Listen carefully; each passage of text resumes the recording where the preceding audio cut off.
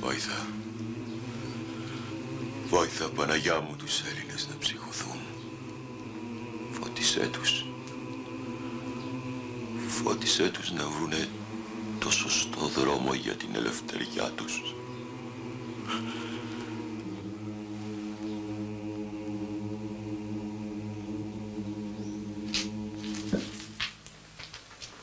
Έφτασε πια η ώρα. Δεν είναι όριμα τα πράγματα, παπά.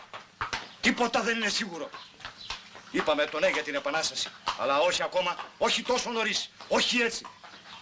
Χωρίς ξένη βοήθεια, χωρίς παράδες, μονάχη ρωμιοσύνη, τι μπορεί να ελπίζει, παπά?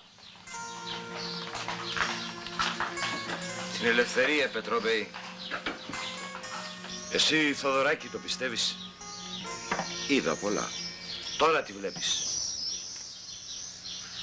Πως ό,τι κάνουμε θα το κάνουμε μοναχοί. Δεν μπορούμε να σταματήσουμε τώρα. Όλο το γένος είναι έτοιμο για τις 25 του Μάρτη.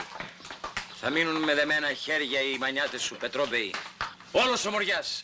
Λαός και άρχοντες σε σένα κοιτάνε. Όλοι θα νιώσουν σιγουριά βλέποντας τον Πετρόμπεϊ μπροστά. Που δεν θα είναι πια ο Μπέης της Μάνης, αλλά ο αρχιστράτηγος των Σπαρτιατικών στρατευμάτων. Κι εγώ είδα ένα όνειρο αυτές τις μέρες. Υπόγραφε, λέει, ο Θεός ένα ομόλογο. Την ελευθερία της Ελλάδος. Και ο Θεός δεν παίρνει την υπογραφή του πίσω.